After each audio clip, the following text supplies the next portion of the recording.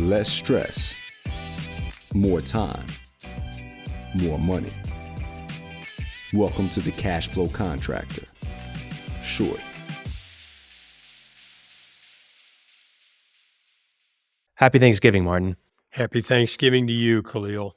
It's Seriously. been my favorite holiday of the year. Seriously. why is that? Oh, it's not all the presents and disappointment or happiness and just running around in my, all that. I don't want to say commercialism, just all that stuff of Christmas. But it is, everybody gets together, or at least in our family, that's what we do. Every other year we meet someplace remote and the whole family comes. And I don't know, it's just a great day without a lot of complication. And it's an opportunity to be thankful. Think about it. It is. I didn't realize you hated Christmas so much, but I didn't say I hated Christmas.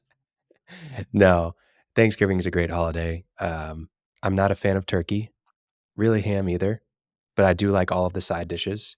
So that's a good thing. Football's on. We get some day games on football, which is always nice to just sit down, have some food, watch a football game. Yep. It's usually good weather here in Oklahoma. Typically, it's not like frozen yet.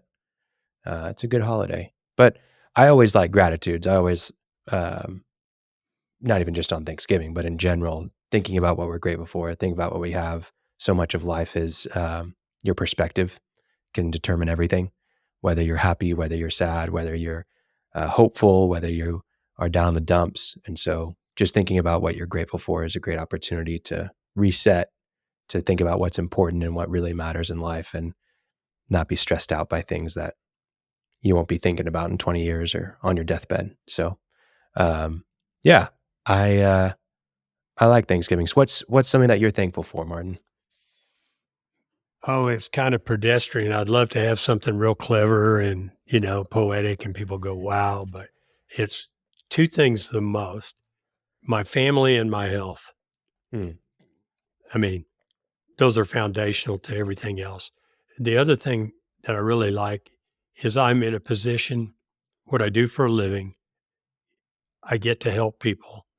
And when I help people, I've said it before, and even if they don't know I do, that I helped them, but I know I did, it's very, very rewarding.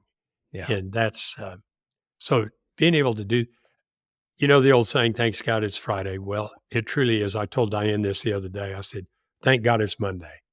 Right. I'm not quite actually I kind of am that. I like the weekend off, but I do not ever dread going to work in the morning. That's a blessing. That has not been true my entire career. There were lots of times where I'd get up at 5 a.m. on Sunday just because I wanted to stretch the day before I had to go to work the next day. Just the pressure and the problems. And so grateful for what I do, my family, and my health. Those are good things. Always good to be grateful for what we have.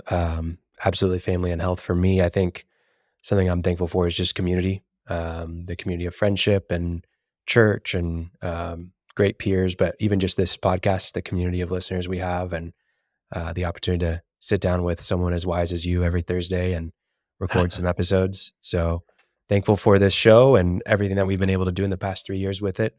And just thankful for a great holiday season. I think I'm young in my family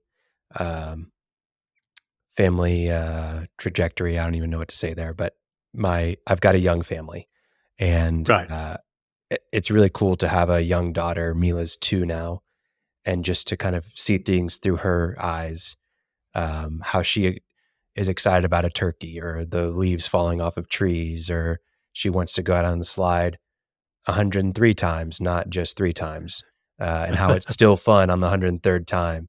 Just makes you see life differently and appreciate the little things. So thankful for my young family and the fresh perspective that it brings to me and to my wife. So lots to be thankful for. What's something, as we kind of wrap up here on our Thanksgiving episode, hope that everybody's having a great holiday. And if you've chosen to listen to this, want to give you some advice on this Thanksgiving that you can do. And I think Martin and I basically have the same thing. And it goes back to, it was Tom Reber, right? What was it that he said? Yeah. Tom Reber. I don't think he came up with it, but he uses it. It's called an unexpected intentional touch. And it's a little bit venal because that's kind of a marketing thing. Yeah. And you kind of don't think, oh, I don't want to be marketing on Thanksgiving, but it's reaching out to your customers and just thanking them. Maybe you can go back a year, just thanking them for their business. Appreciate the effort that they put into it and using you, and just thank them for that. And it's just a touch. Somebody said, "Hey, I get a lot of those on Thanksgiving Day from Yeah. people I work with. Just pop up, Happy Thanksgiving," and you just realize, oh, so and so was thinking about me today. Yeah. So, Well, and that I think that that's basically mine too, not just for your customers, but do it for your employees, right? Like, I think for a lot of business owners, you're going to be in the office on, you're probably taking off on Thanksgiving Day, but maybe your office is shut down on Friday for Black Friday and then for the weekend, and you're probably still going to get on the computer or go to the office on one of those days as a business owner because that's what you do. Take an hour, take 2 hours maybe to just sit down and have a personal message that you send via text, email, maybe a phone call, maybe a video that you record to your employees, to your customers. And yeah, you may be thinking, wow, hey, I've got 45 employees. That's going to take a lot of time. Or I look at my customer list from this year and I'm sitting at 97. Yeah, that's a lot. But I think you will come out of that experience of sending all that out, probably a different person. Doing that 97 times, you will absolutely think about things differently and have a much greater appreciation for where you are rather than thinking about all the problems that are on your plate right now. So, you use the word personal. I was thinking to say something, but it's personal. I think what you send out needs to show that you went to an effort. yeah. Okay. I get happy birthday wishes from a bank that I did a mortgage with about 10 years ago. And I promise you, nobody there even knows who the hell I am, let alone happy birthday. And some of those automated things, okay, but they're not meaningful. But if somebody reaches out and actually types a text or has a way to do it that it looks like he did that, it does mean something. Somebody took a minute and sent me good wishes. So I think that's an important part of it. It needs to be personalized Yeah. at some level.